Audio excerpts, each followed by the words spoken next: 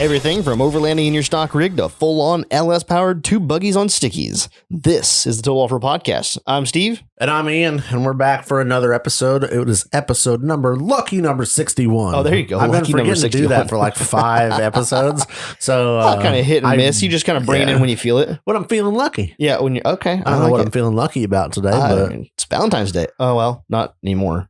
Not for you guys. If it's if you're just finding out it's Valentine's Day, you are in the doghouse. Your wife is already mad. And chances are, so this comes out Tuesday. You are 2 days late. If she hasn't reminded you that you missed it, you're really screwed. You know how if you file your taxes and you come up late or you don't pay enough and they like come after you with penalties? Same gig. Like if it's 2 days later and your wife didn't remind you, that's bad. You owe big like penalties. You might as well start packing your own stuff. I mean, I would just go out and buy her something very nice. You're either going to pack your own stuff or you're going to pick it up off the yard. Now, on the one hand, you hope that you have a significant other that is nice enough to forgive you for forgetting. But at the same time, like, do you think you can buy your way out of that with like a week's of gifts and flowers? I don't know. Yeah. It's like, just like a little gift. You're like, here's some diamond earrings. Here's a bracelet. That upsets me because I'm like, I don't want that kind of relationship. Just throwing shit just buy me a bunch of shit and I'll be happy. It's fine. It's just going to go in the dresser. Nobody cares. It's just literally you buying your way out of the doghouse. Yeah. Oh boy. Just don't forget. Kind of like me being here recording on Valentine's Day. Yeah, it's not great. No. Nah, it's not good. Nope. So we're going to cut her quick. And then we're going to go send Steve home so he's not in trouble. Happy Tuesday. Hope you guys are having a good one. Hope it's not as cold there as it is here. It's stupid cold today and will be on Tuesday as well. It's supposed to snow all week. Yep. It's supposed to be. We're supposed to get some snow tomorrow on Monday. So for you guys, it would be yesterday. Yep. But we got some stuff going on. We got some mail. I walked into the studio this morning and found something pretty cool sitting on the old table.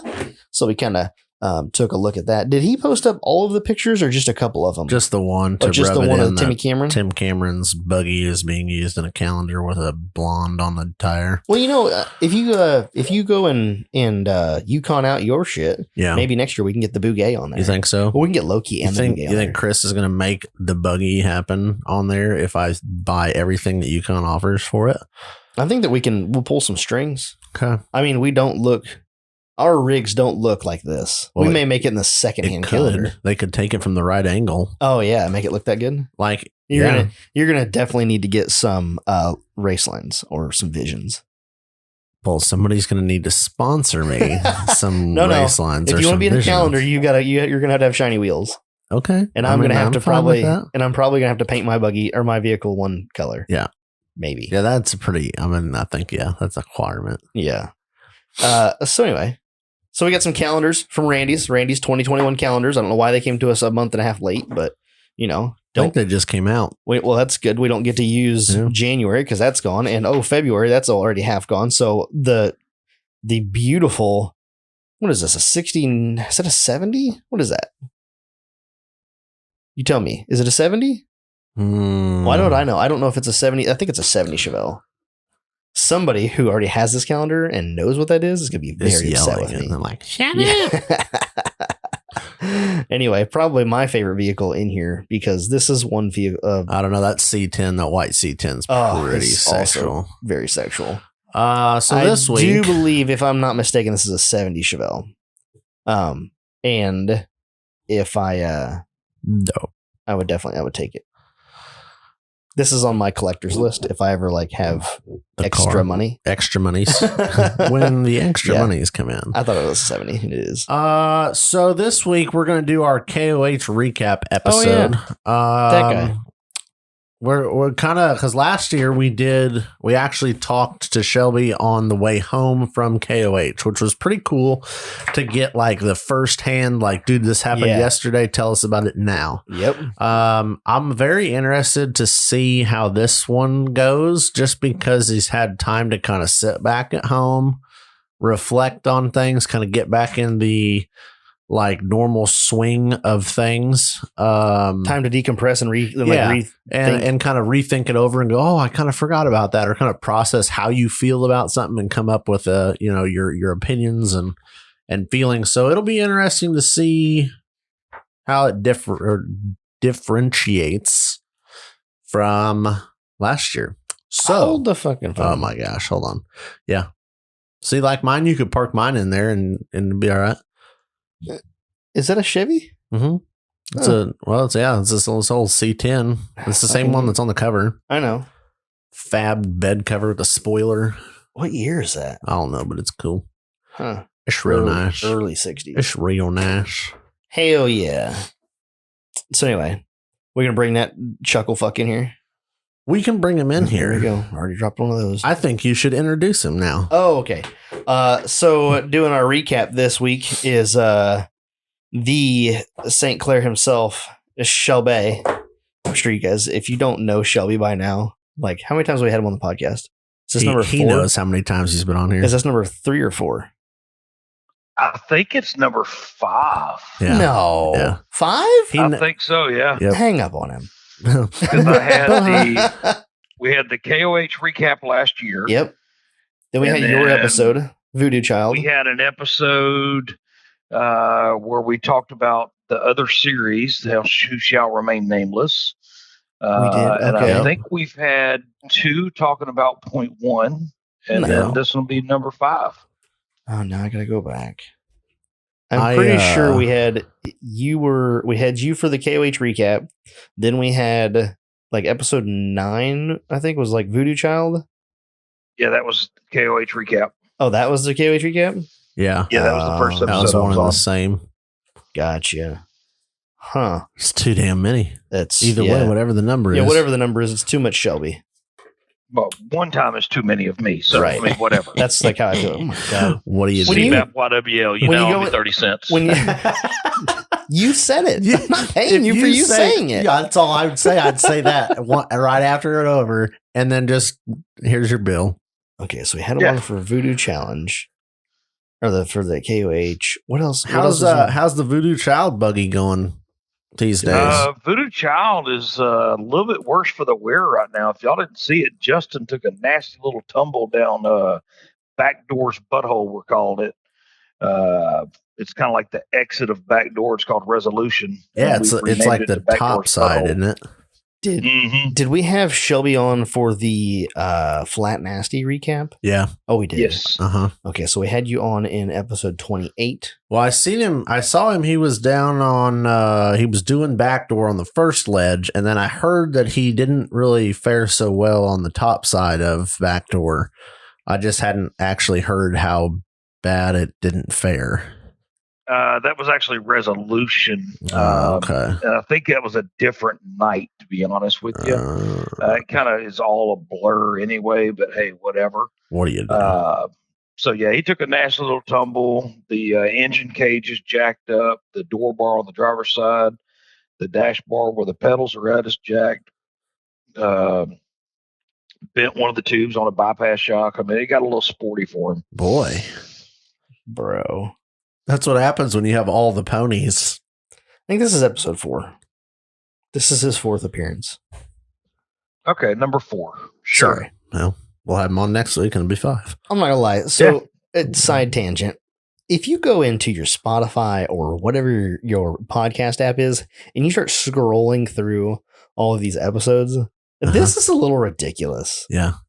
Every week.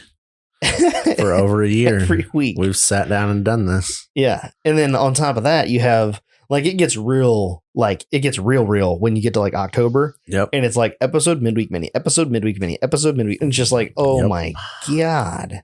Yep. It's ridiculous. You'd think by now somebody would sponsor us that 72 gives away free wheels. 72 total episodes. Yeah. Including the midweek minis, not including the 20 plus hours. So this is Patreon. episode 73. Yeah, and I still I ain't got there's no 20 free. and there's free calendar, and there's 21 Patreon episodes. Yeah. So yeah, we're coming up on 100 different recordings, and still no free wheels. We need to work harder at that. We need a marketing guy. Yeah. Well, there's that. We do need a marketing guy. We'd have to pay him so I could just buy wheels with his salary. So touche. My plan, and I've been looking at some stuff and doing some number figuring. And I'm thinking my goal is once the weather breaks. So like early March, like starting in March, I want to do what I was planning to do last year, where I go 4-wheeling almost every Friday. So like work my ass off Monday through Thursday, Friday jump in low key, split over to the park. Oh, so you want to go to the Badlands every Friday? Yeah. Oh, okay. Just go over there because like it's still woods. It's still, it's still a thing. And go 4-wheeling every Friday. And that'll give me extra content of other stuff like going on. You should just stock up your vacation time and your work time and just make one big trip a month. To where? I don't know. Oh, one big trip a month. The problem with one big trip a month is then that requires me to be like, that requires the wife to be on vacation. And we have to figure out what we're doing with the kid. Is he going with us? Is he staying with somebody else? Just make it happen. I mean, that would be fine. If I had a C-Class, motorhome, or if I had any kind of motorhome that could pull my buggy or pull the buggy. Holy cow, that went to a new expensive level real quick. I can pull my buggy. Motorhome and buggy. Boy. What are you not telling us? Are you building a buggy? What have you done in the last couple days? Yeah. So if I can pull my Jeep and I had a motorhome, whatever the wife could stay in, I would totally do that. I would like plan trips down to other big parks, but with Badlands being an hour away, I can literally I can leave the house when they leave the house in the morning, and then I can be back about the same time they're back. You know what I'm saying? So like, there's no missing in anything. You know what I'm saying? Sounds like you should just buy a motorhome and be done. I'll work towards that. I'll just do it. This guy, I fucking swear. Let's do it. I'm still trying to get my fucking truck back from the transmission shop. Oh boy. I don't have the mental fortitude to talk about that today. Done. I don't think. It's done. You just have to pick it up. Yeah. Huh. Yeah, why do we got to keep bringing up old shit? Yeah. Because it's new shit? Is it though? I mean, it's done. Is it? It's done. Is it? So I went over the other night, Thursday night, I went there to his shop. Yep. And I threw brakes on the front end. We put this thing on the lift and jack and like raise it up. You literally cannot turn the front wheels. Yeah, both calipers completely seized, locked to the rotors. Like, why are they seizing randomly? They haven't been used in 3 years. Like that's like, and I think the system needs a bleed as well.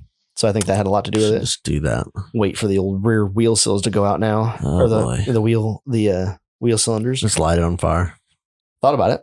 Do it. Definitely considered it. Full coverage at some bitch and just light it on fire. Do it, and there's your content. Yep. Accidental fire caught on camera. You know what I would say to that? Yep. What would Shelby say to that, Steve? Oh, Jesus. See, I'm trying to get you 30 cents here, Shelby. YWL, baby. I would not burn the truck down. They won't pay me what somebody else will pay me for it. Well, this is true. So couldn't do it. KOH 2021 happened. It was good. Yes. I watched some of it on the shop TV that I bought specifically for KOH. The KOH TV. People go out and buy TVs for like Super Bowl. Yeah. I just went out and bought a TV so I could watch KOH in the garage. It's not a bad excuse to buy a TV. It worked out really well because I was able to link the phone to the TV and my headset or my headphones. So I could watch it and listen to it while working. That's pretty dope. Which is cool because like a lot of the coverage didn't cover well. Yeah. So, yeah. Anyway, so how was it from your perspective there on the lake bed? Just take it and run with it, Shelby. Give it to us. I mean, it was an awesome time as always, right? I mean, anytime you can spend off-roading is awesome, even if it is in California. But I don't technically consider that part of California. Yeah, because it's mostly rednecks and Republicans. So here we are. It's California, not California. Yeah. Yeah, and I mean it's the high desert. It's just beautiful up there. The only issue is obviously the weather, right? I mean, you can go from 70 degrees to 20 degrees in a matter of a couple of hours, and go from no wind to 70-mile-an-hour winds, and it's getting 40s. But sounds like home to me. Good, I mean, we had really good weather all week. We couldn't have asked for better weather. It got pretty cold at night. That's what they were saying. They were saying that this is like one of the best years so far. Yeah, I mean, it was, last year, I think it was Sunday night. I can't remember. I think it was Sunday night last year. We had like 70-mile-an-hour winds come in. This year we have, probably 20 to 30-mile-an-hour winds. Never really got too sporty when I was out there. But it's Hammer, so you have to expect the worst, right? And prepare for everything. And I mean, you literally carry shorts, flip flops, and your parkas and your snow gear and everything else. Because I mean, it snowed before I ever got there. The day Kevin and them got there and set up the week before, it snowed on them. Which is just, it's crazy how the weather can change so much up there. That's the desert. It's the high desert, like you said, and anything can change in a blink of an eye, but you're prepared for it, so whatever.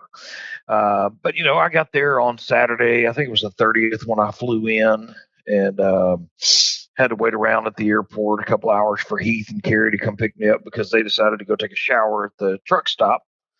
And I can't blame them. I can't blame them. They'd been there for a week without a shower, so they said, "Hey, let's go take a shower." And they did that, and then came and picked me up and went and did some grocery shopping and left there and went out to the lake bed. And I never left the lake bed until Sunday when I came to fly home. So, I mean, it was a true, awesome. 8-9 days on the lake bed. Awesome time. I get there Saturday afternoon. We all just kind of hang around the camp Saturday. And then Sunday, we're all first thing in the morning. We're out there doing shock tuning. And I'm sure you guys saw a lot of it on the Knockout Racing page that, Kevin, I think we went live once or twice when we had good enough signal, but shock tuning went really well. ORI actually showed up, Jensen Brothers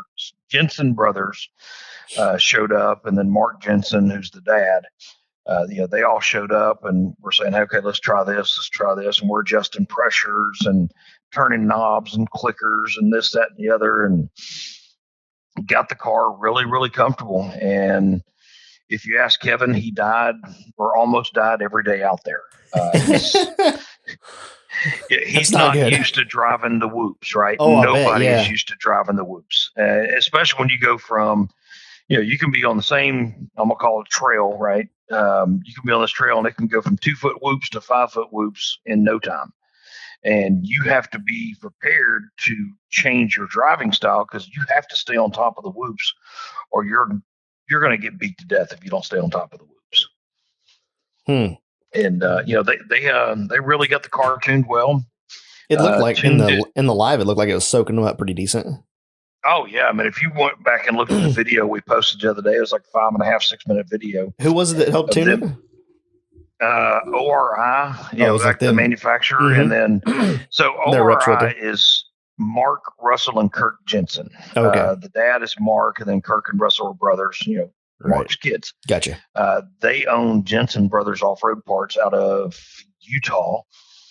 And, they're all there helping us tune this car. And they were there for another car, Chris Brown in the 4800 class, I believe. So it was cool to have two different sets of RI struts out on the lake bed racing that week. And it definitely got a lot of attention. I mean, of course, Kevin's car is going to get a lot of attention anyway, because it's a Porsche. It's a rock bouncer. It's a rock bouncer first. It looks like a Porsche. Sponsored by Porsche. We wish. They said that on the live feed. They're like, because they showed it and they were talking about it, and they're like, "Oh, looks like it's got a Porsche front end on it." Was that Matt? No, surely not. I don't know who it was. I think Ian Johnson was on at that time. Okay, but they were like, I remember hearing Ian saying something about that. And then they're like, he must be sponsored by Porsche. And I just laughed because I was like, boy, if I could only hear Kevin's voice when they said it. Oh, he's sponsored by Porsche. They better cut out that checkbook real quick. Yeah. But I mean, let's be real, right? It's a rock bouncer on 43 SXs and ORI struts out there doing Ultra 4 things. Yeah. It got a lot of attention because it's not the norm. It's not your Miller chassis. It's not your Campbell car. It's not your Joe Thompson UFO Fab Works. It's not one of those big names. It's not a Tribe car or Trent Fab or Fishmouth, right? It's a Heath Day, Kevin Taylor creation in Texarkana, freaking Texas, that's made to look like a Porsche, and it's on 43 SXs. I mean, none of these things belong in the on the lake bed in California at King of the Hammers. It does not belong there. But it works. Yeah. So I forget what was it that took him out of the race? About 2 miles into lap 2, they actually lost reverse in the transmission. Oh, you don't need reverse. No, you don't need reverse in the rocks. Yeah. Did you just tell them CMAP YWL? Yeah. I did say that on the radio, but they didn't respond. They responded. They just didn't push the button we're down. Stuck. I'm sure they did, yeah. But no, the reverse in the rocks out there on lap 2, not having reverse was just a killer. I mean, it took them 8 hours to finish lap 2. And I saw several times on the live feed, Heath was getting out of the car and he was winching. Yeah, right. Because can't go backwards. Could just tell Heath was war slap. Oh, I couldn't imagine. Because it's not like you're getting out of a car. It's not like you open the door and just get out. Yeah. He's got to crawl out, right? Unstrap, you got to slide out, take off your helmet, pull the winch line, hook up. It's a lot of work. Look, I'll just hang on the back. You just go to the next spot where you get stuck. Yeah, I'll just ride back here. Yeah, let me ride on the back like a dump truck or a garbage truck. Yeah. Yep. Did he have a spare mounted on the back end? Yep. Yeah. I'll just ride on the spare. You just ride back there and hold on to the strap. Deal. Yeah. You're going to be stuck in 50 feet anyway, so I'll just ride back here. Qualifying, I thought went really well because they kind of took more of a conservative approach to the whole week, really. Mm-hmm. At least from what I saw, they're not out trying to set land speed records or quick times or anything. They're just being consistent. Finishing, I think, was the big goal. But qualifying seemed to go well. The main thing for Kevin on qualifying was just qualify. Mm-hmm. I mean, they only made 2 or 3 loops on the qualifying loop the night before qualifying. And Kevin said, "Look, I'm just going to go out there and take easy. I'm not trying to, I don't want to start first. I actually want to start dead last." Yeah. And when I think he ran like a 2:05 or something like that. And when he pulled pulled back into radio range and they gave his time, I was like, "Hey, that was a 2:05." And he said, "A what?" I was like, "Yeah, 2:05. He said, "There's no way." I said, "Dude, that's what you did was 2:05 because you didn't get hung up on the rock face like everybody else did because you have a rock bouncer and you're a rock bouncer driver." Yep. Right. So it was,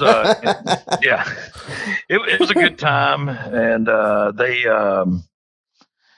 think they had fun qualifying, and Kevin is just getting more and more comfortable in the car every time he's in it. It's awesome out there doing KOH things. Mm-hmm. That's awesome. It sucks that he lost reverse. But that just one of those things you beat on them. Like when you run them hard, when you run them in general, you put them through their paces. Like that's when you're going to find the things that just, don't hold up. But, and to touch on the transmission issue, when we got word that they didn't have reverse, we had posted on social media, just trying to update people in case they wasn't seeing it on the live feed, and didn't know that he didn't have reverse. And it may have been 2 minutes later, and I get a phone call from David Fritz with Fritz Performance Transmission, who built the transmission. And he's like, "Hey, do you have reverse at low RPM?" We're like, "No." He said, "Do you have it at high?" And I said, "We did." He said, "Okay, I know exactly what the problem is." Well, that's convenient. Like, can you fix it right now? That's what I asked. I was like, "Can we drop the pan and fix it in the pits?" He's like, "No, it's a little bit more than that, but it's nothing major." Well, it is right now. It doesn't work. But for him to just immediately pick up the phone and call me was huge in my book. Yeah, that just kind of shows the amount of customer support that he has, and he's watching. He's paying attention. Yeah. And he's like, "Dude, it's been one of my dreams to always have one of my transmissions on the lake bed, and I finally get that chance." And he didn't say he shit the bed, but you could tell in his voice that he felt like he shit the bed. He didn't want that. Yeah. And I was like, David, I was like, shit happens. I was like, hell, they could have been out there on the desert loop and Paco'd the car and we'd have never known about this issue. Right. I'm glad we had this issue in Kevin's first King of the Hammers experience. I'm glad we didn't have it while we were out shock tuning or pre-running. Oh, I'm glad it happened during the race because that just gave them drive. So have they pulled it apart yet to look at what it did? No, Kevin literally just put the car in the shop, in his shop yesterday. Drug that son of a bitch out of the trailer. He never unloaded. He never did anything. He packed the trailer in and said, "Screw it, I'll deal with it next week." Yep. Okay, this week is decompression week, and next week we'll deal with the car. I understand that. Yep. So he's supposed to pull. I think he's pulling the transmission out today. Oh yeah, and he's going to work on getting it up to David Fritz. But with us dealing with the snowmageddon down here, ain't no it hurry. Might be a little delayed. All right, ain't no hurry. Gets done when it gets done. What is it, like 361 days or something like that? I seen somebody commented here a day or two ago that was like 363 days. Let's go. Gotta get it done. Start getting ordered on your rig. Race prep starts like 30 days out. No, Kevin's going to go ahead and tear down the car. He's going to give it a good cleaning because it's that KOH dust is everywhere. That sand is everywhere. So he's going to give it a good cleaning. He's going to pull the transmission, transfer case, inspect everything there. Probably go through the axles, change all the fluids. So it's he's got a lot of work ahead of him, but we know what the issue is with the transmission. It's a very, very simple fix. It's something that the transmission has to come out for it to be fixed. Let me ask you this, and I don't know if you'll know this or not. No. But how many percentages is that? Plenty of percentages left. 5? 10. Do you know how many miles they put on the car the whole time they were? I know how many race miles they did, but do you know overall how many miles they put on the car between shock tuning and everything all week? Or 2 weeks really. Between at King of the Hammers, they put over 200 miles on the car. That's impressive. That's a lot. Because that's not like 200 miles driving down 70, the interstate at 70 mile an hour. Or the highway at 55. Like dodging potholes and idiots. Like that's 200. Do we know what his top speed was? Top speed was 75. Average speed was, I think, right at 30. Top 75 in a buggy on stickies. And ORIs. And it looked great from the helicopter shot. It looked badass. Oh, it did. And let's talk about the ORIs for a second. So heat kills shocks, right? I mean, they start fading as they get hot. Yeah, because the fluid thinner. Jensen Brothers and Mark Jensen, so Mark, Kirk, and Russell, they showed up at Main Pit when Kevin and them were 5-10 miles out. And I was like, hey, what you got there? Because they had a little briefcase. I was like, bro, we're not going to church and we're not going to court. So what's up? We're going to court. And they bust out this shock service kit. And it's got a temperature gun, nitrogen tank, and all the lines and everything. I was like, so what you going to do there? He said, we're just going to check the temperature. And if we need to make adjustments, we can. I'm like, all right, cool. Yeah. I said, what's the max temperature you want to see? He said, above 265, they start to fade. I was like, okay, so we're hoping that it's less than half that. He's like, yep. Yeah. And the front struts were 100 degrees. The rear struts were 145 degrees after a 90-mile desert loop. They made pretty good time on lap 1, too. They made pretty good time for a rock bouncer on 43s and struts, yes. Yeah, because I was tracking them and a couple other of the, I'm talking big names, guys who are legit contending for the win. Mm-hmm. And there wasn't, they weren't that far apart. I don't know what I expected. A few minutes. But, yeah, it wasn't. It was comparable. It wasn't like you were sitting there bringing a Nerf gun to a bazooka fight kind of a thing. Right. But it was impressive for what it was. I was impressed anyway. It's awesome. Yeah, like I said, cool. They made pretty good time, especially for Kevin's first desert race. He had raced AOP a couple of times. He had raced Nationals back in October at Crossbar. That's different than Hammers. Yeah. Yeah. So those ORIs, they don't have a bypass on them or anything like that, do they? They have an integrated reservoir on them. Okay. And looking at the pictures that Mark and Kirk and Russell showed us of how those things are designed, it's actually 3 plates, right, or pistons, if you will. And in between those pistons are springs. I think there's 3 springs per, between each one. So essentially, it is a bypass shock, is what it is. And you can actually go inside and you can replace those springs with different weighted springs to slow down or speed up compression or rebound. A lot of ingenuity went into these shocks, and it takes a lot to really understand them. And a lot of people will put ORIs on their buggies or whatever, and they're like, "Oh, they're junk. They rode like crap." That's because you don't understand them. And I'll be the first to admit, and I think Ian is as well. Yeah, I was sitting over here going, well, yes, I'm too stupid to understand them because I'm on the bolt on, have a nice day, wheels epic out of the box. And I mean, rightfully so. I think that's an unfair assessment because I'll be the first to tell you, you can't bolt on a coilover with one, pick a set of springs, pick a set of valving and pressures and everything there is to tuning a coilover, pick it, put it on the rig, work perfect. It doesn't happen. So why should I expect an ORI to do the same thing? You know what I mean? And, right. Because ORI, there's no valving for you to change typically. All right. You all do it with lower pressure and upper pressures, and really everything is in the lower. So on these struts, everything is set to the lower pressure. So you run 60 PSI, 80 PSI, 120, whatever you decide to choose. And then you have compression and rebound adjustments on the lower and upper chamber with clickers. So there's technically 3 different ways to adjust these struts. And then your upper chamber is what sets your ride height.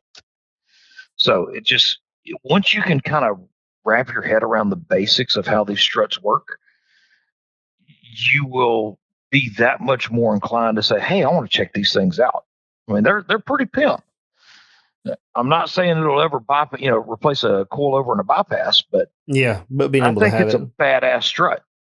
And kudos to Kevin for even trying to run King of the Hammers or any kind of endurance race on a strut that's not typically used for that. Right, expanding the horizons. Yeah, that's super cool.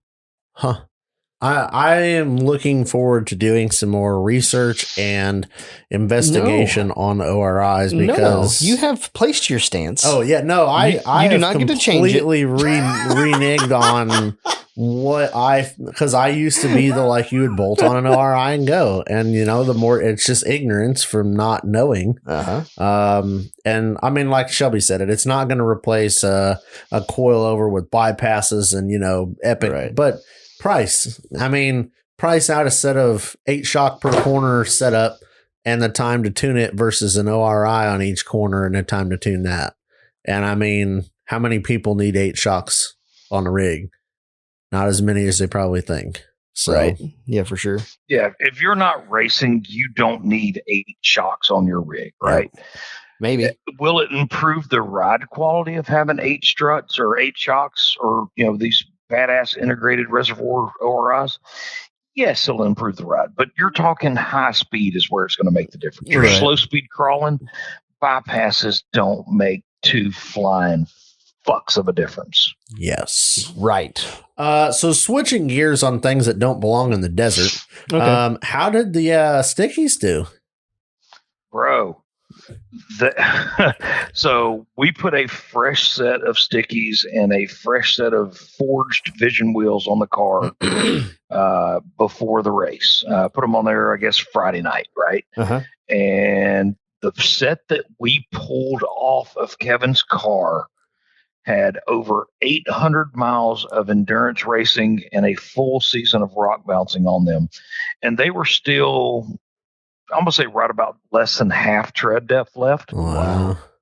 The brand new set we put on there that they ran it was about a 190 mile race. So 45, so about 140 miles on, 120 to 140 miles on the fresh set. They still look brand new. I think they still had the tits on them. Wow. See, that's impressive. Cause everybody's like, "Oh man, if you run stickies on the street, though, you might get 500 miles out of them." I'm like, that seems pretty low. I just don't know. No, that's about right for running stickies on the street based off 500 miles. Yes. Yeah. It's a very soft compound tire. Think about it. Out there in the sand, it's not chewing them up because it's moving around. Yeah, it's just gliding across the top of the sand. I mean, your tires will look great. So yeah, the Intercos did freaking awesome out there. 0 tire failures. We had 1 wheel failure. Really? It was a weird deal. But before I even got there, it was one of the cast wheels, one of the green ones he had on there. He decided to get sporty and do a little one-wheel endo coming down Chocolate Thunder. Yeah, that's normal. And he like KO'd the shit out of the left front wheel on it. Just broke it? No, it actually just bent the inner bead. Oh, okay. And that's not that bad. It was fine all week. And then right before qualifying, or the day before qualifying, it started leaking. We're all sitting there under the canopy, and we're like, "What's that noise?" Oh, and it was that tire was finally starting to leak down. So we're like, "Well, let's change that out real quick." So we grabbed another one, stuck it on there. But zero true wheel failures that just broke out in the desert because they're hauling ass. And that's pretty good because you listen to everybody else that runs those races and stuff like that. Even the Everyman, like I was watching the Everyman race, and it was very uncommon for somebody to come across the podium and be like, "Oh yeah, no tire failures at all. Like we did fine." So, and I mean, obviously they're running a little bit different tire. They're running more of a street tire with maybe a lighter sidewall than a SX, but still it's like, yeah, to be able to run that race and qualify and practice and all that stuff and have one wheel get bent, it's pretty impressive. Yeah. So, hell yeah. That's awesome. Sounds like a good time. Sucks that we missed it. We definitely wanted to go, but with the whole COVIDs and then Ian's work debacle, and then you guys trying to make him make every single race this year, really, it's on you, actually. Here we go. Let's be honest. I mean, here we go. I'm just saying, like, it's on you guys. Because you're like, oh, I can't go because I got no vacation days because I want to go to all the other races this year. Like, make up your fucking mind. Yeah, I wanted to spend like a week and a half, 2 weeks in the desert, not like a day. Yeah. If I was not asshole deep in work, yes, I would have bought a plane ticket Yeah. and gone out there because I don't even know why that didn't cross my mind, because I was so hell bent on saying fuck it, I'm driving out there. Yeah. I'm at least taking a camper out there and I'll bum a ride with somebody, but I'm not. I hate the whole imposing on somebody and be like, I'm gonna sleep in your shit this week. Oh no, I hate that. Yeah, just show up. Like, hey, but here's the thing: if you were to show up to the lake bed and say that, like, yo, I ain't got nowhere to sleep, 7 people would have come to you and be like, oh, I know, I got a spot. I just like to be self-sufficient in that sense, and I don't know why. Bitch, and take a hand when it's offered to you. That's all it is. Yeah, it's just a fucking excuse. Is all it is. It is. Yeah. I told my wife, and I'm going to stick to it. I said last year, I'm the good KOH 2021. Oh yeah, you were hell bent on it. All I did was come up with some fucking bullshit work excuse or what the fuck ever. Like the place is not going to go to shit if I'm gone for a week. Right. So literally, I told her, I was like, if I'm not at KOH in 2022, I'm going to sell every fucking off-road thing I have because I don't need to be here. Yeah. If you can't make a commitment a year in advance to go to one event, what the fuck are you doing here? I will give you. I mean, maybe not for you. For me, the biggest thing was the amount of work that I do have going on right now, where I literally could not pull away. Yep. But see, for me, it's as easy as putting in a week vacation time and saying, I'm gone for a week. I'm going to be gone. Yeah, somebody else cover me. Yeah. Mine was the work, and then also just the whole COVID thing, and then like having a baby. It just complicated things enough that it was like, I can't. So I'm going. I'm either going to go or I'm not going to be. I'm going to go get a Prius and I'm going to sit in a cubicle. We're going to have a new host and be done. Yeah. Yeah. I'm be out of here. I'm be going off road, everything. I like it. So. Yep. Yeah. Okay. It was a good time though. I mean, King of the Hammers, dude. I mean, we were already looking forward to going back. Like as soon as they get out of the car Saturday night after the race, we were already looking forward to going back next year. Love it. I'll be there. Yeah, okay. You said that last fucking year too. I know. I'm making excuses. Well, if you don't set your goals high, you'll never fail low, high-ish. All right, so we're gonna go ahead and put it on record that Ian said. I don't know why why are you even wasting your breath right now? We literally, YWL, Steve. We literally said this 60 last year. Yep. Putting this on record. It's on record. It's on record. Like, go back to the episode it's on record. Yeah. Go back to episode 9. Go back to episode 9 and listen, and it will be, and Ian will say that. It's on record. There's no consequence for not going. That's what I did to myself. Oh, really? I just if you don't go, you don't go. Okay, here's the consequence. Everybody's going to call you a bitch. Don't show up, you owe me $200. Here's the consequence. Well, it'll be worse than that. I'll probably sell the buggy for $200. Hey, here's the consequence for sale. if you don't show up, you have to get CBAP YWL tattooed on a plate, like on your neck. Somewhere it can be visible. seen. Yeah. I was going to say your forehead, but it probably wouldn't, like, we don't want you to do that. You don't want to fuck up your whole life. Maybe like like a wrist tattoo, like look like a bracelet. A wristband. Yeah, like a wrist. No, it'll honestly, look like a wristband. Inside of his left forearm. Inside. Oh, yes. Inside of your left, right here. Just the whole thing. Tribal tattoo. No, it's got to be like complete, super clear English. CBAT YWL. It needs to be in Dodger. The font is called Dodger. Dodger. Or I'm just going to sell everything. Dodging, going to King of the Hammer. He's fitting. Love it. I'm just going to sell every off-road thing. I'm going to sell every fucking off-road RC car, my buggy, my trailer, like everything. Yeah. I'm done.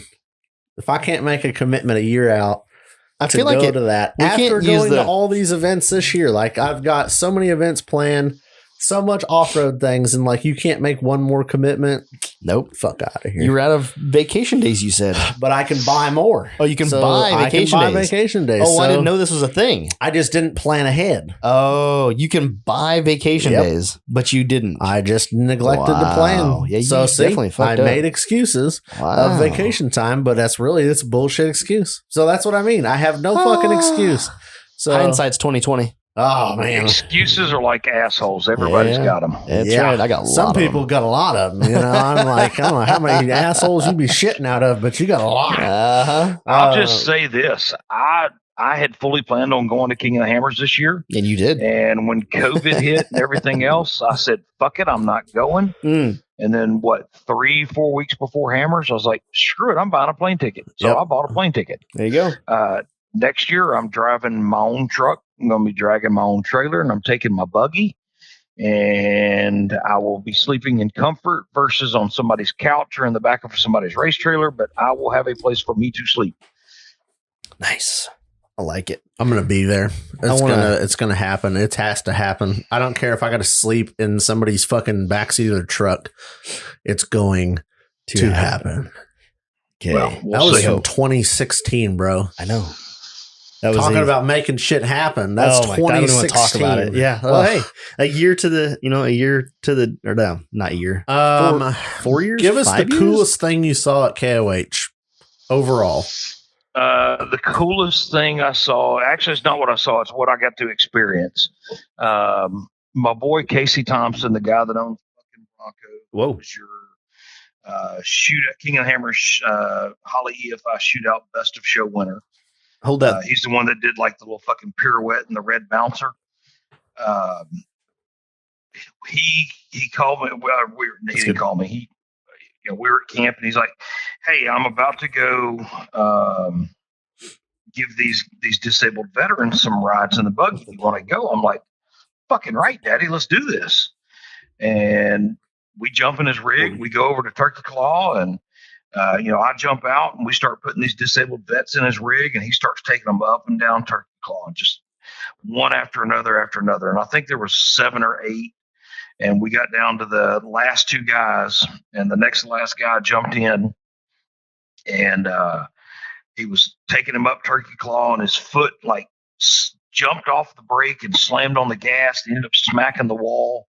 He KO'd a wheel, KO'd a tire, broke a broke the link bar on the rear, bent 2 links on the rear. I mean, it was tacoed. And it was like, wow, this is okay. This is the end of this day.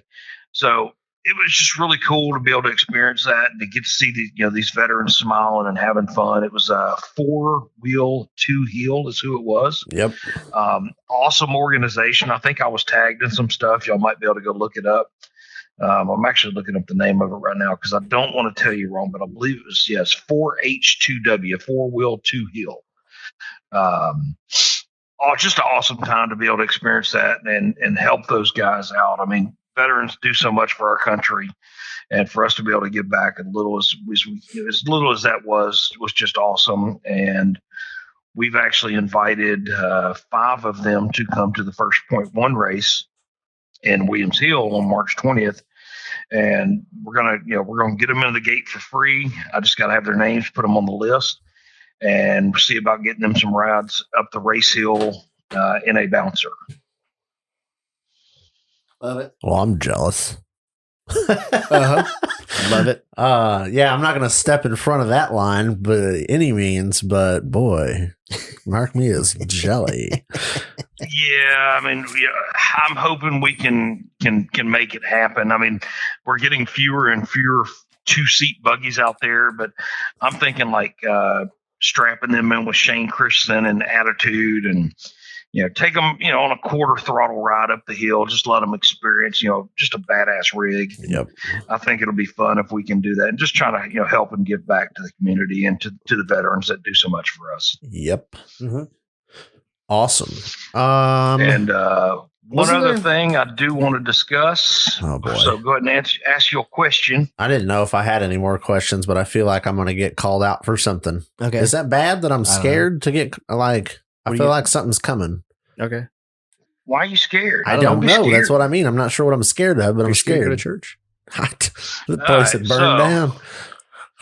Ian, you know about this. Steve, you probably know about it just from Ian, but there is a race in Arkansas coming up February 25th through the 28th. It's called Engines and Egos Carter Fest. Yeah, Steve doesn't know about that. So we got approached by XXX Motorsports in Carter's off-road park to kind of help them put on a bouncer race. Oh, Rektovic himself? Dua. XXX. What? Nothing. Oh, yeah. Yeah, Mr. Chris Carroll. He invited us to come up there and help him out and kind of put on an event. We got about 21, 22 drivers that are going to show up. It's $5,000 on the line, and it's going to be the 27th of February at 10 a.m., I believe. Nice. I haven't been following Chris as much on Snapchat as I used to. I used to keep good tabs on him. Follow him on the Book of Faces. Real cool guy to know. Yes, super nice, awesome guy. Yep. He had me. I met up with him down at LST 2017, and finally got to meet him in person. And then he had some video footage of me polishing a wheel down there on a side by side, some 26s on a side by side, 24s, 26s. I think they're 26s. It was in the Specialty Forge booth. We were doing some polishing on one of those, and he come up and got like the back of my Summershine shirt and was like doing some stuff like that. Cool. Yeah. So dude, super nice dude. Him and his wife both are just stupid nice in person. Like when you run into them. Now, when you run into them at an event, they're so busy that like they'll give you a minute, but just create like the amount of stuff that he's got going on while he's there filming and stuff is just insane. That's like calling somebody at work with you're just calling to say, hey, what's going on? You just stop in working. Thanks. You just stop in their office like, hey, what you doing? Yeah. You busy? Like, no, not at all. No, I'm just sitting here fucking on. At an event, he's busier than a one-legged man in an ass-kicking contest. So dude, yes, he blows my mind. Very busy guy. He's all over the place, but I mean, his following on social media is just insane. So it's kind of a no-brainer for Point One to kind of get involved. I'm not saying this is a Point One event. Yeah. We're just helping facilitate the event and line up drivers, etc. So that's going to be February 27th is the bouncer race at 10 a.m. It's at Carter's Off-Road Park in Alexander, Arkansas. So check out XXX Motorsports on the Book of Faces for a lot more information on that. YouTube. Yeah, and YouTube is I mean, oh my God, his presence is just insane. It's going to be kind of cool to be involved with that. I mean, Chris is a hell of a guy. He's a good friend of mine, good friend of Heath's. Yep. And they approached us about this. We're like, hell yeah, let's do this. So it'll be a good way for us to all get our feet wet. Ian will be able to get his feet wet running the starting line.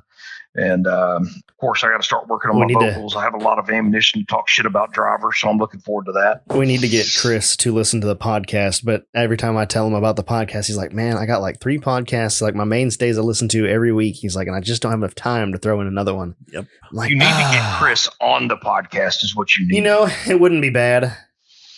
I'll send him a snap right now and ask him. Snap? Hell, I can text him. Well, that's fine. Yeah. Yeah, I'm excited about it.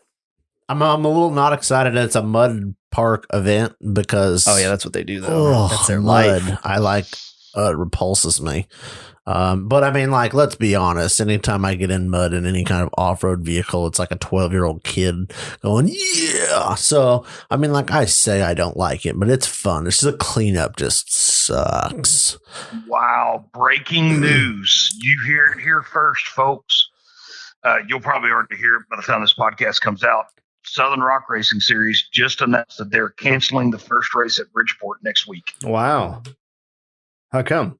They have a reason? It is with a heavy heart that we have to announce the cancellation of the first race in the Central Rock Racing Series after much debate with officials in Texas and studying the weather due to hit the entire southeast coast or entire southeast. It is more important to all of us to keep our drivers and fans safe. Mm-hmm. With that said, we're still planning on making up this race. We have reached out to park owners, and Bob Williams from Bikini Bottoms has agreed to allow us to race April 9th and 10th. We will release more as the date draws near. Wow. So there is no race in Bridgeport this coming week.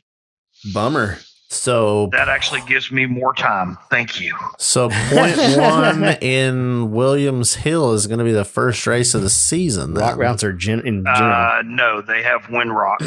That's 2 weeks from now. 3 weeks from now. So that's right. I did remember that. Like the beginning of March. It was the beginning of March, I think. Yeah. What's that event? So I think ours will be the third race because you have the other one down there in Alabama at some point in time with some other people's. But I don't even recognize that. So what is the name of that event that Chris is putting on? Engines and Egos. Oh, yeah. Engines and Egos. Engines and Egos. I suppose I could just send you the event flyer. Well, that wouldn't be a bad thing. No. Yeah, you could do that. Yeah, I'm excited about it because it'll be a good test run for us to kind of get together. It'll be the first time we'll all get together because somebody didn't go to KOH, this guy. No. But it'll be, I mean, yeah, yeah, I know. I'm raising my hand. It'll be nice to get together as a crew and do some like talking about the race series kind of specifically rather than, you know, trying to do that while we're at KOH. And I say we as in the rest of everybody, not I. So we, not I. Yeah. We, not I. I say we collectively. That's like the people at work use the word we. And I said, what the fuck are you going to help with? So I'm going to use it. I'm going to say we too. I love it. But I'm excited for it. Sweet. Totally didn't plan anything to do with it. All right, I sent it to you. I totally slacked on planning for it because I was like, oh, that's in the end of February. And that's, you know, because my birthday is the 25th of February. And I'm always like, oh, yeah, that's at the end of the month, whatever, another day. And then it's always like, hey, your birthday is next week. I'm like, oh, damn, it is like the end of February already. I lack planning. So it goes by so fast, dude. It's gone by. The weeks have gone by fast here lately, and I was literally figuring out like what I was doing when I was leaving. Mm-hmm. I called Shelby and I was like, I don't know what to do with my hands. So I had to admit to him that he had good ideas. It pained me a little bit, but when you're right, you're right. So what do you do? I don't know. What do you do? So yeah, CBAP YWL. Yep. All right, let's let Shelby go get some breakfast. Talking about I'm getting hungry. Going to get a cinnamon roll somewhere. Yes. So Lonesome Spur, baby. Feel like I need to involve myself. Doesn't sound bad. Hey, we need to also need to talk with you, not necessarily on here, but sometime soon. There's some beers in Texas that we can't get that you need to send us. Ooh. So. Just let me know what they are, and I can just bring them to a race, and Ian can pick them up. I like it. We will do that. We'll have you bring them to Williams Hill, and then you can pick them up. Amen. It's on my calendar. Boom. Yes, I'm hoping that everything goes smooth. Cool. So gotta get the crew cab back first and try to get it like dialed ish. Oh, you're not just gonna show up. You're gonna bring a rig. Well, I'd like to. Oh, a park that I can't normally wheel. Yeah. I would prefer to come down there for 2 days and try to wheel at least one of them. I like it. That's my goal. We will see. It. So cool. Well, thank you for the little KOH recap. We appreciate your time. As always, go eat breakfast. I'm going to go get me some chow. So peace out, guys. And we will see you guys in like 2 weeks up there in Arkansas. Okay, that's down there for us here, but potato. I'm in Texas. Everything's north. Yeah, everything's Canada, north. it's way up there. Potato. All right, well, take her easy, buddy. All right, kiddos. We'll see y'all later. Later. Bye.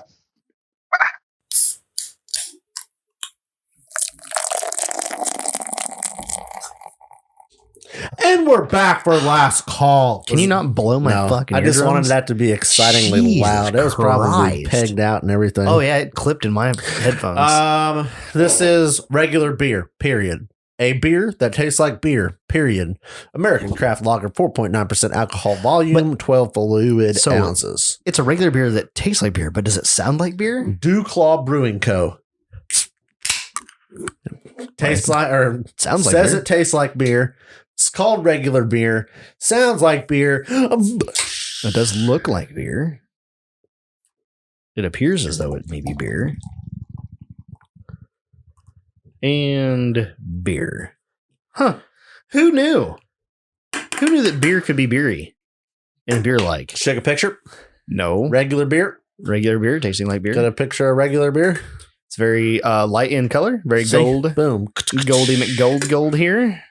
Regular beer. It looks like an amber lager. It is an American craft lager, so that makes sense. I was requested to give a shout out to an amber. Amber? Yeah. Like a lady? Yep. Oh. We have a lady listener. I don't know if she listens to this or not. So why are we shouting her out on a podcast she doesn't listen to? I don't know. It's requested to. I talked to Jason from Wheeling Wine and Whiskey the other day on the phone quite a bit.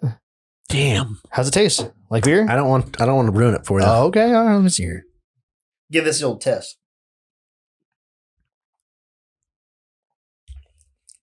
It's beery. If I literally was like walked into a bar, and said pour me a beer, and was like, I'll take a beer, and they give you this, is that not like the dictionary definition of what you should just beer? But it's good. It's not like it's piss beer. It's not craft beer. It's not, Milwaukee's best. It's just right smack in the dictionary definition of beer. You know what I like about it though? It's not vanilla beer. Like it's not the vanilla of beers. Yeah. You know what I'm saying? Like it has flavor. I can't. That's what I mean. It's good. You can't pinpoint that. It's not a Miller. It's just not a Bud Light. Plain beer. Like if I have to say plain beer, and not in a bad way. I'm not saying it's boring or plain in a bad way. It's just simply beer. The dictionary definition of a beer. Does it say what it is? It says regular beer. It literally has no definition. It says American craft lager. Okay. But it's an American lager, but it's craft, so it's got a little bit of refined taste to it. It's their own mixture of hops and barley. Yep. Huh. Pretty legit. That's good. Hold on. If you look at the can, does the can feel like the taste? Yeah. Like it's just it's a light label. It's a black and white label. It literally just says regular beer. It's not even centered. It's all like just regular beer. Boom. Beer. Yeah. I like that. That's pretty cool. Where are they out of? They over by in his neighborhood? Duclaw Brewing Co. Established in 1996. Baltimore, Maryland. Oh, interesting. Huh. Consumption of alcoholic beverages impairs your ability to drive a car or operate machinery and may cause health problems. Does it, though? Does it? Does it impair my ability to drive a car or operate machinery? It may. I believe that's what it says, right? Impair. Oh, no, it is the key word there. Oh, it says and may cause health problems. May. Huh. Interesting. I feel like the health problems are caused by drinking beer while driving. May. I don't know if this is going to like health problems per se, but I'm just. Yeah. Huh. Uh-huh. Never operated heavy machinery while drinking, though. Why is that? I don't know. You know what I mean? Like it says like cold medicine, you're not supposed to operate heavy machinery. Mm-hmm. And I'm like, you ever tried to dig a hole I want to be in a field where I'm not going to hit anything, obviously it's expensive, right. But I want to be hammered and I want to hop in an excavator and I'm going to try to dig a trench. Something I can do stone sober, no problems, knock it out, have a nice day. I want to try that hammered drunk once. Mm-hmm. I don't know how that needs to happen. I don't know how particularly. Yeah. Like I'm going to have to get drunk. I'm going to have an excavator sitting in a field. Yes. With permission to dig a hole. Yes. Then I'm going to have to go get hammered. Like belligerently drunk. I don't know how that's going to go. And then I need somebody to take me to the, I guess you could drink in the field. Yeah. But I don't want anybody around. I don't want to whack somebody with an excavator bucket, right? So you want to do this in a closed course. I want to under professional supervision. I'd like somebody to video it. Yeah. Because I'd like to see it when I'm sober. How well you can how well dig a hole. It didn't go. But like that's what I mean. Like I want to see what this trench looks like. How much is it to rent an excavator for the day? Or a week or whatever. Not enough. I mean, how much can you rent one for? I don't know. Probably $800, $1,000. I don't know. It's enough that you wouldn't want to do this just to fuck around. Like I need somebody that owns an excavator to like let you borrow. Hey, I got you, and you want to be belligerently drunk and dig a hole. Area and everything. Here's a fucking $250,000 excavator. You just have fun with it. And I go, thanks. I appreciate you. That's why I say it's got to be a field because I don't want to hit a house. I don't want to hit a power line. I don't want to fuck something up. What What we need is a monster truck kill switch. Yeah. So like you start getting out of hand, we just shut me off. Just shut you down. That wouldn't be that hard to rig up. I think it would be very entertaining to watch. Absolutely. We could make this into a theme park thing. Yeah. Like come get drunk, operate equipment, and we'll shut it down. That would be a real bad insurance liability issue. But I'd like to try this. Maybe I should figure out how to do this. You should work on figuring that out. Because I mean, it always says like don't operate heavy equipment. I feel like you shouldn't do it. You shouldn't rent one from work and do it. And video it. But you know what I'm saying? Like, okay, I get what you're saying. Yeah. Because now you have some drunk, belligerent asshole running a United Rentals piece of equipment that I rented it. I'll do what the fuck I want. I mean, you're not wrong. No, you're probably right. So I need somebody with an excavator. So anyway, to be fair, I'm a good excavator operator sober. So yeah, you should be okay. I should be all right. I talked to the other night on the way home from work on Friday night. I got a text message from Jason from Wheel and Wine and Whiskey, and he was wanting to chit chat while he was driving up to Tahoe to go snowmobiling. And I was like, okay, yeah, like well, I'll call you. So I called him and talked to him for about an hour. Yep. And that was cool. It was cool to talk to Jason and kind of just chit chat with him about different stuff and things. So that was fun. And then he asked me to give a shout out to Amber Turner, who is the owner of the Samurai that ran in the Everyman race. She did it in 2020 and then also did it in 2021. Yep. I don't know. I didn't hear how she fared this time. I was on the phone with Jimmy and he was like, hey, let me call you back. We're going to head up to the podium because Amber's getting closer to town. Nice. So, but I didn't hear what her time was or anything like that. So I missed out on that. Electric Liberty. Oh my God. You just go home and think about it. You know what the cool thing is about that? This year's electric race was only one lap.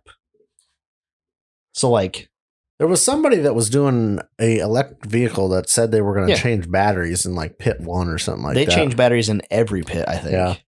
Yeah, they ran in the Everyman race. They ran in that. That was the electric class. They were the only one in that class. They ran in I want to run with everybody. I want to run the Toyota truck. The class. Toyota truck that he ran. So this kid works for Tesla.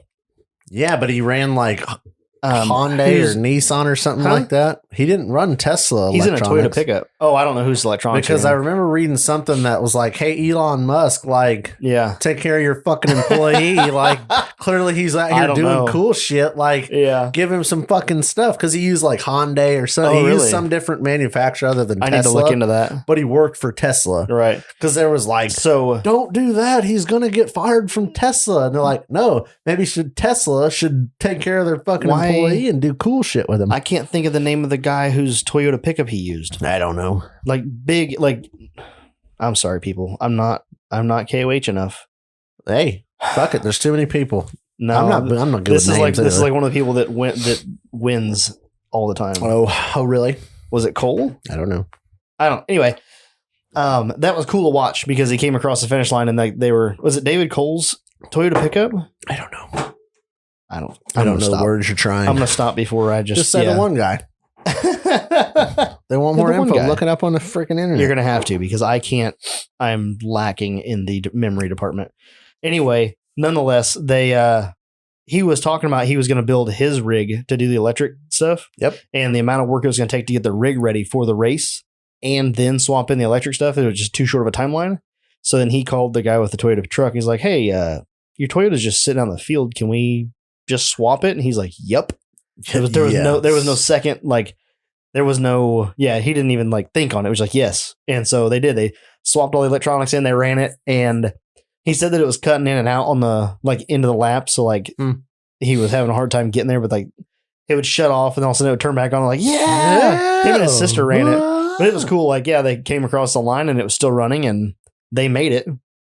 So, but it was only one lap. Either way, I am excited about electronic, but it's a $7,000 swap to buy the swap kit. It's not terrible. Don't you say it. We're going to have to pay him 30 cents. Do it. CBAP. No. Why? Nope. How far do you have to spread it apart? WL. Well, that's your 30 cents. You're paying him, not me. Anyway. I don't think I've dropped the F-bomb this episode either. Nice work. I'm trying, man. That's fucking awesome. Yeah. I would love, dude, Electric Liberty. It's so awesome.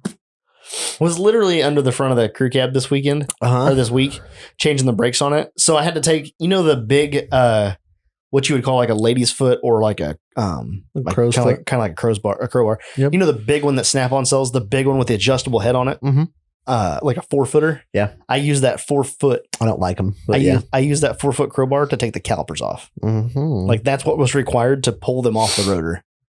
Yeah. They were seized. To drive that bad girl. Yeah. So I was going to change the rotors too, but come to find out, you have to take the whole wheel bearing and everything, the hub bearing and all that out to do that. I'm like, nope, not doing that. And so I just put new pads and rotors on, or new pads and calipers on it, threw it back together, pumped it up, bled the brakes, spun the wheel. They spun freely afterwards. It's like, cool. He took it out for a test drive yesterday and gave it the green light. He's like, everything seems fine. He says, the only thing that is odd about it is that I was cruising down a snow-covered road following traffic, and it said I was doing 80, and I don't think I was doing 80. I was like, well, that is general for the old stepper motors in those trucks to be kind of weird. So I'll get it back. We'll see what the what's going on there. Dial it in. It needs a new battery. Needs a couple of little things. I told Jess, I was like, well, I'll go get the truck. I'll go pay to have my truck back, and then, finish paying for it, and then I will bring it back and let it nickel and dime me to death for the next 3 months. See how bad that is. Yep. Because it's going to. Yep. I don't know how bad yet. That's why I don't live that OBS life anymore. I just know not driving it for 3 years. Like you start driving it and again, it's going to nickel and dime you. Like it's like that's well, just even a new vehicle is going to have issues after sitting for 3 years, let alone that. If you took a 2020 truck and set it for 3 years outside just sitting, and you started driving again, it's going to have something. Yeah, you're going to have a couple issues. Let alone a 21-year-old vehicle. Yeah. So I have that going on. Here's the thought that was running through my brain while I was over there changing brakes on it. I'm looking at it all. I'm like, yep. I was like, okay, I need to change this front end out for the old 411. Because I bought that rear end and that front diff. Yep. To change it to 411 gears because it needs a little bit bigger gear set for the tire size. And I was like, yeah. I was like, I could change out that front end. I was like, or hear me out, or I could get on phase pages, find a Super Duty chassis like DJ found. Huh? I've already have you found one? Looked out. No, I'm already checked out. Okay. Oh, you already checked out? You don't want to be here anymore? Nope. Go ahead. Continue. I was like, I could just find me a Super Duty chassis. Yep. Like he did. Yep. With 410 gears. Swap the Super Duty axles under it. Yep. With the radius arm setup. And done. Yep. Like you can then lift it all you want. Just do that in a day. Yeah. How long do you think it take? Long enough. You think so? Yep. How long? Long enough. Let's be realistic. You're gonna have at least a day of cutting the differential housing to make a leaf spring perch fit. You don't know. There's no leaf springs. It's all coils. You're going coils. I'm going Super Duty. Yeah, Super Duty radius arms. Like Not what he did, but close to it. I wouldn't swap the frame over. I'm thinking a week. Okay. Well, that's a good goal. Like, a week or so. And then you're going to want to... what? I have changed in my life. You know why I thought this? Because the idea of this repulses me. You know what doesn't repulse me about this? I mean, it's badass. I want the truck to be able to sit a little, like not a little higher, but like just level and higher. Yep. Like if it sat where it sits now, or just maybe an inch taller and just squared up and just leveled out. Yep. I would be happy. But in order to do that, I have to spend $2,000 on a lift kit. And you're still IFS. And now you have all these extra fucking components in the steering. Yep. Or solid axle swap it to coil springs. Then you have a full floater 10.25 out back. Yep. A Sterling. Is it 10.25, 10.5? Anyway, I don't know. You had a full float axle out back, 410 gears front and rear, and now you have a Super Duty 60 up front. Like, done? Ugh. Why? I just want to get in a stock truck. It doesn't even sound bad. Like, it doesn't even sound like it'd be a bad thing to do. Does it sound bad? Well, you're going to put brakes and seals and all that on a new axle that you're going to get out of a junkyard or wherever you're going to find it. I mean, so eventually. You got that. I mean, you get brake upgrades, so then you go to a dual piston calipers up front. I mean, it's not a bad idea. God. I really enjoy getting in a vehicle and driving it with no I would love that. No noises. But I'm past that. Like, no that truck is already past that. Yeah. So to do that for that truck would be to get it, go have the exhaust replaced on it and put quiet exhaust on it. Put smaller tires back on it. They're like all-terrain or like highway tires. It's A, not the look I'm going for, and B, like I don't want it to be loud and rowdy, but if I could put it on a Super Duty setup and run a 35 on it, I'm okay with that. Like you could run the newer Super Duty wheels. Oh my God, OBS with the newer like platinum wheels. Oh, it would look good. Oh my God. It'd be so sexual. I just want I love PYOs, but that would be sexual. I talked to Dustin the other day and he was like, "Oh, I need some new wheels for my F-150." I said, "Do you though?" He's like, "Yeah, it'd look good." I said, "Yeah, it would look good." But I said, "But you could just buy I'm off-road parts with that money." And I understand where you're coming from. I've always been it's always been shitty to me that I can't lift that truck because there's like, you can lift it. Oh, you definitely can. It's not a problem. You can IFS lift it, but then it just, well, there you go. I mean, yep. And now you're just going to go through ball joints and every CV axles when you IFS lift it. Yeah, right. Exactly. So, yeah. And all your geometry's all fucked, or you cut all the control arm bullshit off the frame. Yep. Throw in your F-250 buckets for your coils. Yep. Throw a Super Duty axle underneath of it. Yep. It's essentially stockish. Yeah, no, it's not, but okay. It's close-ish. No. Not even the same, huh? No. I mean, it's a Ford axle. It's a stock axle, but you got to change transfer cases on that too. No, not with a Ford axle. Ford axle, you'd be fun.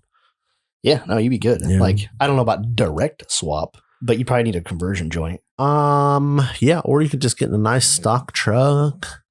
I don't have stock truck money. Heated seats and steering wheel. I don't want to talk about it. Just get in it, put your kids in it, and like drive down the road on vacation to wherever you want to go. Would tow your Jeep. Just beautiful.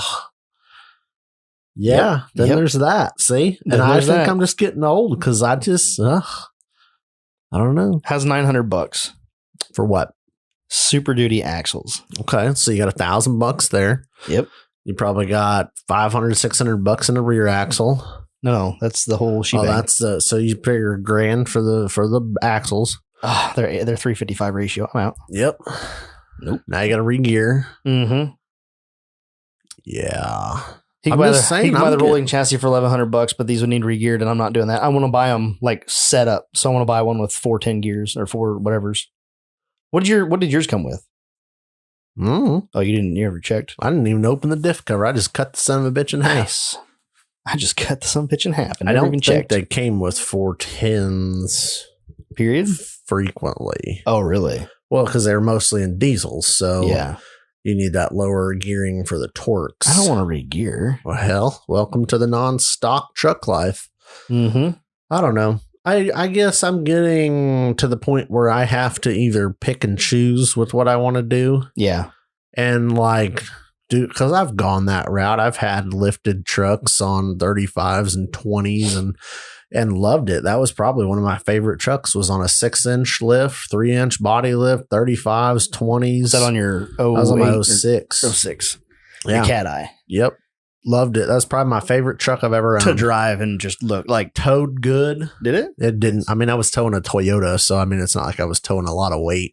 But I think 410s on the 33 and like the 33-inch tires I have now, I think would tow just fine. Yep. With the crew cab. I had 373s in that because I never re-geared it, and it was fun. But I mean, I don't know. You also had an LS. Yeah. And a 4L60 instead of 480.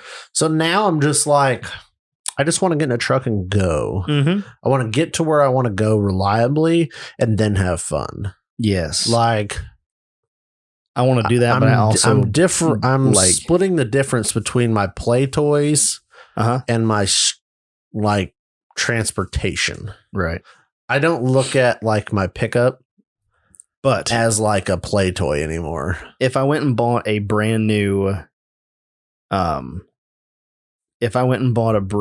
brand new, but a newer truck, I wouldn't be doing this. But since it's a 2000 and you're going to have to replace these parts eventually anyway. Yeah. Doesn't make it cheaper. Well, no, but you're upgrading. It's just a lot of work. You're going from a 9.5 semi or a 9.5 IFS front and a 9.5 semi float rear to a full float rear and a Dana 60 front.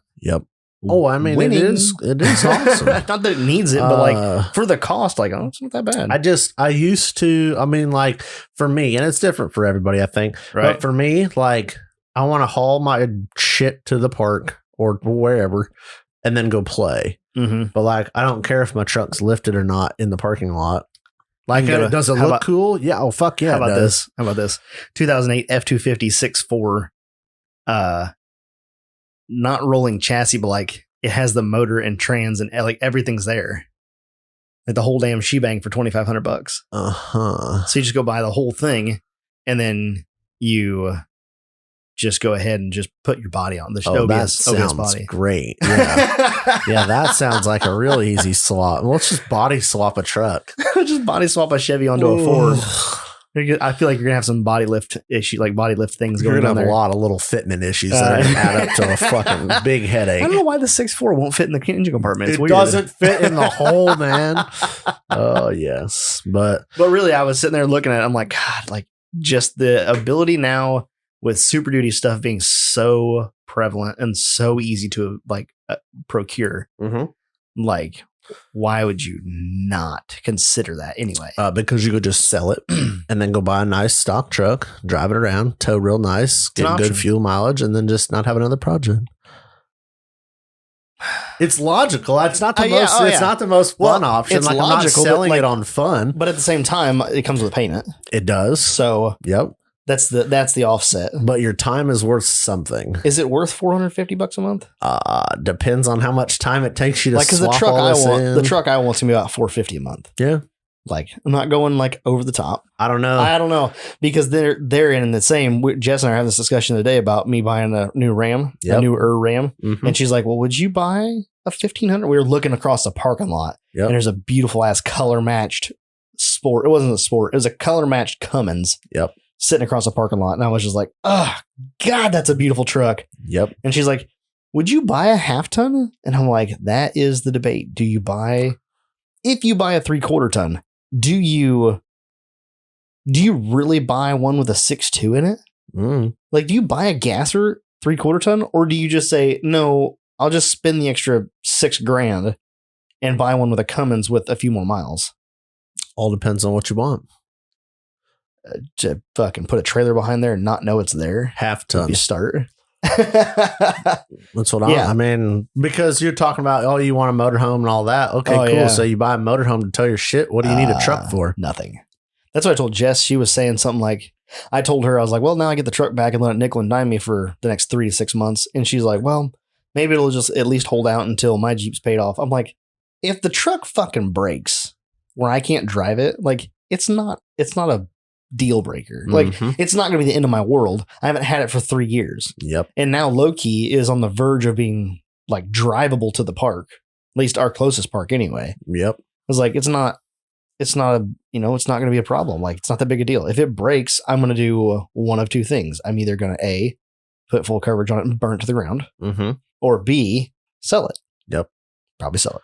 Yep. I know a guy that'll buy it. There you go. I don't know if I'll get what I want out of it, but oh well. Somebody else will have it. Somebody else's headache. It'll be his problem, which he'll be tickled to have because, he's been wanting it for a long time. Yep. And it's always okay when it's a problem when you first buy it because it's still shiny. And you're like, I can fix all these things. Yep. It's like when you get into a new relationship and it's somebody else's bad relationship and you get into it, you're like, this is okay. Great. I can fix all these things. No, she's fine. She's fine. She's not fucking psychotic. And then 6 years later, you're like, she's fucking nuts.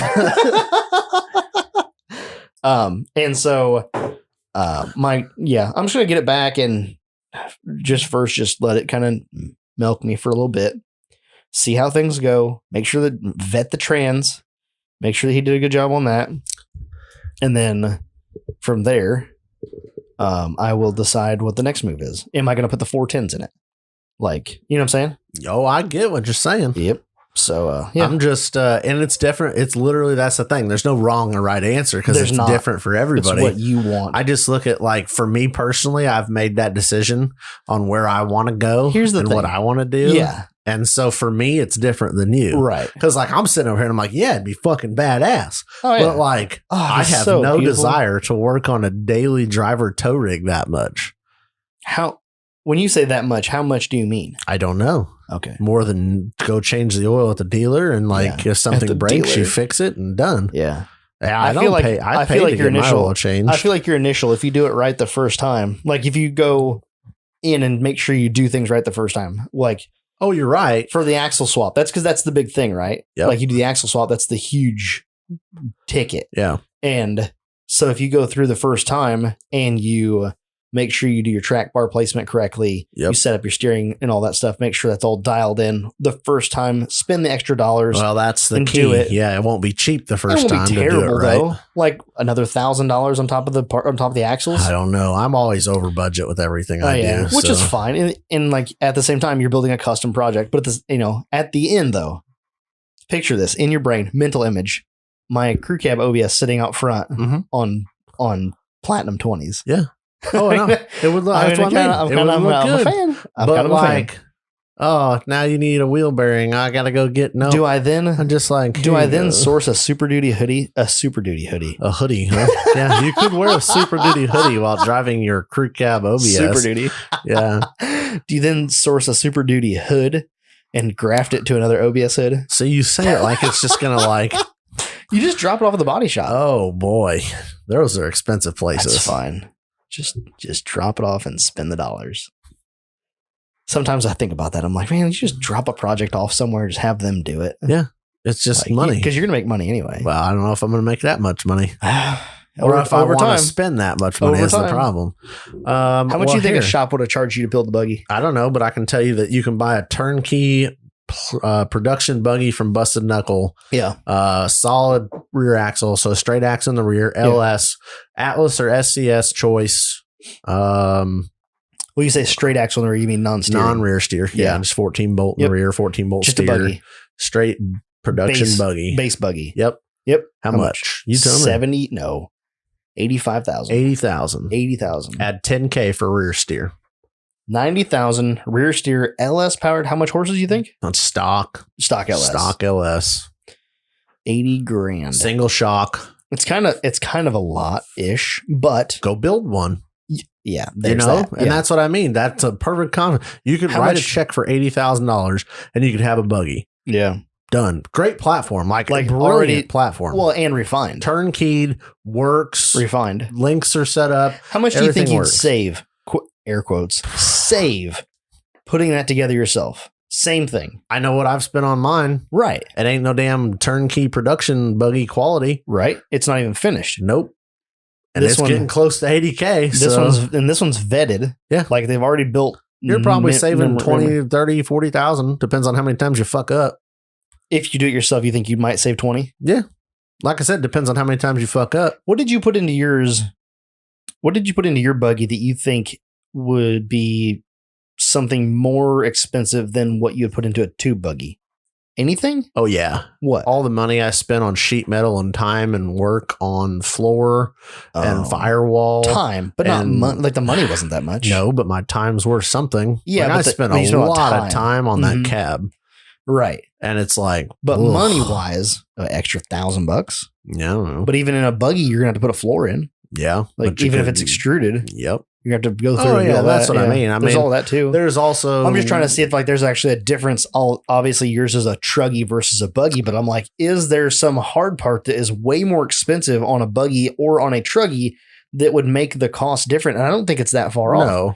You got your expensive stuff says axles, shocks, engine, trans, and transfer case. Mm-hmm. Which is why I've spent about $80,000 on it. Like, yeah, that's what I mean. Those are your big things. It's not a bad number. Tubing's expensive, but like when you mess up tubing, is more expensive. Well, yeah, and that's what I mean. Like if I added all the extra tube that I did on the back half, this is a turnkey. It's $80,000. You go down there with a check and you load it on the trailer. Yeah, go to the park. You drive it on the trailer. Yeah, you drive on the trailer. Go to the park. Yeah, tires, wheels. Yeah, everything. Yeah. What kind of wheels come on it? Probably just some steely beadlocks or aluminum beadlocks. I don't know. Oh, we don't know. It depends on how you order it. I didn't get particular with the deeds, but my guess is it's like anything. If you want a steel beadlock, when it comes with stickies, yeah, I would assume it comes with 43 SXs. Golly. But that's what I mean. So you want to drop off a check and say, build me a tube chassis buggy that you could literally take that tube chassis buggy and you could go compete in any one of the off-road series if you want to do that. You could also, you're not going to beat Tim Cameron. Like I'm going to have a fact. You're not going to beat Tim Cameron. Yeah. But you could go run the race hills and have fun. Mm-hmm. And is everybody that enters the race out there to beat Tim Cameron? No. I mean, I'm going to want to. That's the dream. But like there's probably a larger majority of people that are out there to have fun and push the limits of their personal rigs than there are to like, I'm going to take the podium home. Right. Because I feel like there's a gap. Yeah. There's a guy that wants to do it to have fun and be competitive in the race, and be doing it. And then there's the guy that wants to go out and try to beat Tim Cameron. Yeah. Like, I got you. Mm-hmm. And it's great because it offers a wider range of people. But I wonder how much you'd have to do. Say you bought a base buggy from Busted Knuckle.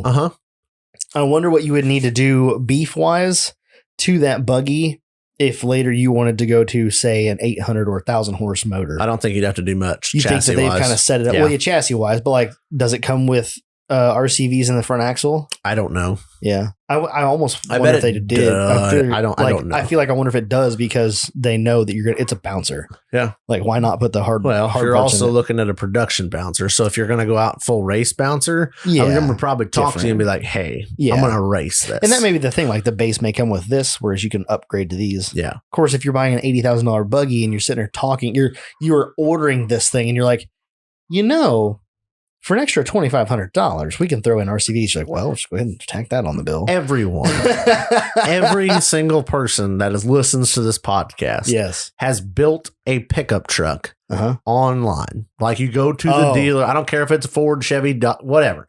You have built a pickup. I've not. Or you've never built a pickup on like Cummins.com. Maybe come close, but I don't know. I've been on there like looking at stuff. I'll go through and I'll build one. And you're like, well, the snowplow prep package is $200. Yes. Maybe I'll add that. So you go through and you add a whole bunch of dumb shit that you like, that'd be neat. Because it's only a couple $100,000 extra. Now you end up with an $80,000 truck instead of a $60,000 truck. So, I mean, same deal. It all depends on what you want to do with it. Yeah. Will 1480 with 4340 shafts work for most people that buy a production buggy like that? Oh, yeah. When you break them, then buy RCVs. Right. You know what I mean? Yeah. But there's that. Yeah. So, I mean, you can have the whole, I'm just going to have a shop do it. And now you've got to go make $80,000 somehow. Or you could spend $80,000 over the last 3 years and have something that sits in the garage. Here's the thing with that. What do you do? This goes along lines with the transmission. The truck sat in the side yard for 2.5 years because I didn't want to turn loose of the $3,000 to get a transmission put in it. Yep. And I told Jess this after it happened. I'm like, I should have just went to the bank the day it broke. I should have just went to the bank and said, I need a loan for $3,000. Yep. Had a transmission thrown in it. 4 weeks later, you get the truck back. You have a payment every month, but who the fuck cares? Like, Like on the one hand, terrible idea. But on the other hand, you could just put the hammer down and pay that off. Yep. and you would have had your truck for the last 3 years instead of having it sit in the side yard. Now it's going to nickel and dime you. Yep. Like literally didn't have a truck for 3 years, going to cost me the same or more. Yep. As if I would have just done it right then. Or you could have just hammered it out like you have a couple $100 payment for every month, like put that, I have $300 every month I have to make to put in my trans fund. $300, $300. When you make $3,000 or whatever it costs, boom, drop it off trans shop, done. Which is essentially no loan, no debt, truck done. Which is essentially what I did. It's just that I was not, happened. I would get that like a little bit of money saved up, like that I would maybe put towards that truck, and then like, I don't know what I want to do with it. And then the biggest thing for me is just dropping like $3,000 on one part. Yep. It's like, it's so bad. And then I go and dump 5 to 8 into Loki in the matter of a year. Yep. It's like, yep. It's easy when it's, $50 a day. The most non-exciting part I think I've ever bought off-road stuff related. That was expensive. Mm-hmm. It's a toss-up. No, it's not a toss-up. The most expensive I don't even know what you call it. Not letdown, but like it got here and you're like, yeah. Was my stickies. Really? Yeah. How come? The truck was still on leaf springs. Yeah. Oh, yeah. And you could shit. Like, those aren't going to fit. So what do you do now? You bought them just to let them sit in the house for a year, 2 years, 3 years. So you spend $3,000 on tires. Yeah. Not then you got to mount them. Yeah. And then you're like, they showed up. You're like, I can't even use them. Boy. Yeah. They're fun to look at. I was thinking like the Atlas was a couple few $1,000s, and then but I'm like, you could at least like turn the outputs and like shift it sitting in the living room. The other ones was the shocks. I'm like, those at least look fucking cool. Yeah, right. And at least when I ordered those, I could actually go out and put them on. Right. But set them up there and look at them like, yeah. I think the stickies was the biggest expense.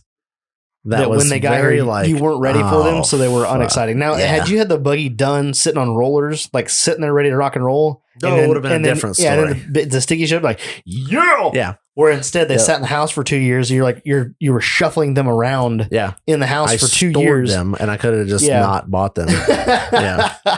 Yes. Do you think that buying the stickies amplified your need to build it? Nope. No. It didn't need to build a tube chassis with the stickies. Like you buying the stickies did not push you into the next. Nope. You don't feel. Nope. So you think you would have been on the same track regardless if the stickies were here or not? Yep. Okay. I just thought I was kind of curious, just thought if it was more motivating or. My plan was tube back half and tube front half. Mm-hmm. I built the tube front half, cut the frame off in the front, built the tube front half of the frame. Was going to link it. Yep. Was going to look good. It would have worked good. The problem is the 14-bolt steer in the front was so big that it needed to be pushed forward because the oil pan was in the way. Mm-hmm. You push a front axle forward 18, 24 inches on a stock. Yeah. Like drivetrain placement, fender placement. Looks dumber than fuck. Yeah, it was going to be huge. And it was tall. How far did you move the motor back? I need to do some measuring because I don't know. Okay. I don't feel like it's a whole lot, but I feel like it's more than you think. 6 inches? That's more than you think. Yeah. Well, I was wondering, like, you could see that by looking at where the cowl's at. Yeah. And like, okay, the cowl's here, and the motor used to sit like maybe an inch or two, but under the cowl. The thing is, the motor's moved up. Yes. So and back. Moved back and up. Okay. All helps to keep everything copacetic. Mm-hmm. But see, like looking at it, the front fenders are stretched like 6 inches. Which isn't much. No. Yeah. But you don't think about it. And I mean, it's. Yeah. Huh. So there was that. You do need a stock S10 and park it door for door, like line up the B pillars. I have some measurements somebody got me off of a stock S10 from where it was the front crank pulley to the back of the cab. Oh, nice. On an LS swapped S10, which is because it just mounts, it just bolted an LS. Yeah. But yeah, from the crank pulley to the back of the cab. Or an extended cab. Yes. Huh. Nice. Because everything else, firewalls cut the fuck out and redone. So it's useless to me. So I have that. And then I have There was something else. Front of the axle to the back of the cab, I think, too. Yeah. So I could see how much farther it was stretched out. But nice. The back half not working out and me being able to build that myself how I wanted it, that's what went to the buggy. Yeah. Because it was easier. It was too tall and the back half wasn't coming together right. So what's the answer? Build a chassis, move the motor. Yeah. Cut the firewall, all the things. Yeah. So that's where the turn really happened. I think so. I would blame the Steer 14 for that.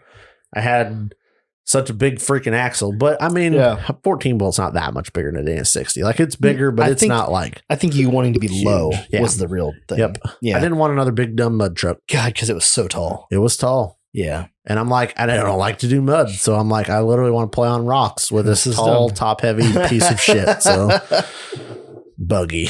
Here we are. And now it's almost done. And it's awesome. Now your next move is just to buy a motorhome and call it a day. And a razor. What? Yeah. Jesus. What do you need? What do you not need one of those for? I mean, you do. You definitely need a razor if you want to party with the cool kids. I've been trying to. I'm gonna try to buy one like a wrecked one and salvaged wrecked one and do something cool with it. Okay, that's my plan. I like that. I don't know what that all means, but it's gonna happen. I just have so many wants in my life, like too many wants. So I've been listening to. Okay, first off, I need to get out the new patrons. Yeah. Because we didn't do that in the beginning of this episode, and I need to do it. So, Ryan Yost, I believe it is, welcome. He came into the Patreon, and then Dave, damn it. Whoa, this beer that tastes like beer burps like beer. This is bullshit. Yep. Dave Hansen, welcome to the party, my friend. Thank you guys for joining and supporting Ian and I in this endeavor. We really do appreciate it. So, just want to welcome you guys in. I believe I added both of you to the special Patreon group on Facebook. I wish y'all would be a little more interactive in there. Since Ian and I are working 6 days a week, we are not playing on Facebook as much as we probably should be. Off season. We'll get some good content going here once we start getting out there and wheeling and events. I spend a lot of my time right now promoting the polish side of things to try to keep income coming in at a good flow. Just trying to catch up on some bills that, last year, with low-key, putting as much money into low-key as I did, I spent a lot of money. Yep. A lot of money for me. Yeah, exactly. And so now it's time to put your nose down and get back to go hard in the paint with the polishing and try to get it knocked out. So we really appreciate you guys supporting us even when we are not 100% on Facebook playing around with you guys. So just wanted to say that. I'm out of beer. You got stuff to do. I've got things to do. 11 o'clock. Let's make it happen. I like it. Sounds like a plan to me. Yeah, that's all I know. Really, ish, kind of, sort of, in a roundabout direction. Send it. Wasn't there? We were in the middle of talking about something. Nope. No, we're good. Yeah. Okay. I'm done. All right. Sounds good to me. So make sure you guys go check us out on some of the other platforms if you're interested in more information. If you guys want to continue the conversation about the KOH episode, go check out the Facebook page, the Total Off-Road Podcast Trail Riders. They're on Facebook. You can also find our main Facebook page, Total Off-Road Podcast. You can find us on Instagram at total_offroad_podcast. And you can find us on YouTube as well under the same thing. Be sure if you want any swag, t-shirts, or Nug Life stickers or stickers in general. We're still working on glassware. That's one of the things that's on our list here. Hopefully maybe have a good line on that by March. And but you can check all that stuff out at www.totaloffroadpodcast.com. And is that all of our shout outs? Oh, we didn't. Last call brought to you by Complete Off-Road. Yep. And go check out crawleroffroad.com if you need any kind of recovery gear, and go check out Off-Road Anonymous for your parts. I was going to say this is one of the things I want to talk about on this episode, and I didn't bring it up. Okay. Off-Road Anonymous is the Kohl's of off-road, parts, like the Kohl's. The Kohl's. I don't know what that means. So you've shopped at Kohl's before, right? Oh, like Kohl's the store. Kohl's the store. Yeah. You're right. You've shopped there. Okay. Yeah. And every time you go to Kohl's, there's always something. It's always on sale. Everything's always 20% off. Mm-hmm. You know what I'm saying? Yep. There's always a coupon or something. There's always stuff on sale. Sucks them in. Yeah. And so Off-Road Anonymous is like that. Every week you get some cool discount code. It sucks us in. I mean, it doesn't make me not buy things. I can tell you that. Like, I appreciate that he offers a discount on certain things at certain times. Marketing. It's a fun bitch. I love it. So that was my 2 cents on that.